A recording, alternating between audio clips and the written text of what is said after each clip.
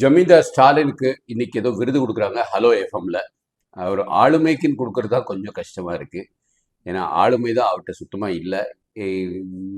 நல்ல சிந்தனையாளர்னு கூட சொல்ல முடியாது. ஒரு மாதிரி மற்றவங்க என்ன சொல்றாங்களோ அதை அப்படியே செய்யறதுக்குள்ள ஒரு தலையாட்டி பொம்மையா தான் இருக்கிறாரு.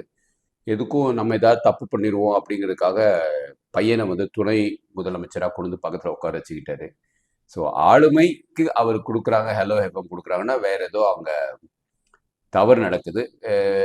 திமுக காரங்க யாரோ கருப்பு பணம் ஏதோ உள்ள பதுக்கியிருக்காங்க ஹலோ எஃப்எம்ல. இதுக்கு முன்னாடி கலைஞருக்கு இப்படிதான் அண்ணாமலை யூனிவர்சிட்டி கொடுக்கும்போது அதுல பெரிய பிரச்சனையாகி ஒருத்தர் உயிரிழந்தார்.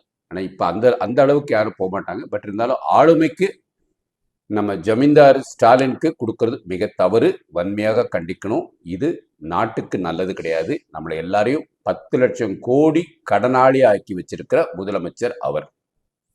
அதை விட எல்லாத்துலயும் விலையும் ஏற்றிருக்கிறார். பால்ல இருந்து கரண்ட்ல இருந்து கார்பரேஷன் டாக்ஸ் வரைக்கும் எல்லாத்துலயும் பணத்தை ஏற்றி இருக்கிறாரு. ஸோ கடனும் நிறைய வாங்கியிருக்கிறார். நம்ம கிட்ட இருந்த இதையும் நிறைய உள்ளெடுத்திருக்கிறார். செய்யறேன்னு சொன்னதையும் நிறைய செய்யல. ஸோ ஆளுமை 0 மார்க்ஸ் ஃபார் ஸ்டாலின். வாழ்க பாரதம், வளர்க தமிழ், ஒளிரட்டும் தமிழகம்.